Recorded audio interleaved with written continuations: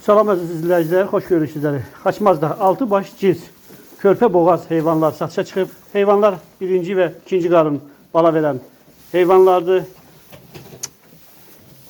Heyvanların südü 15 litrdən 17 litrə qədərdir.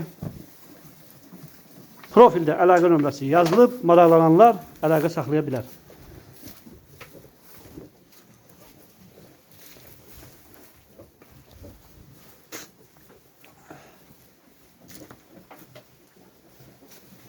Huh.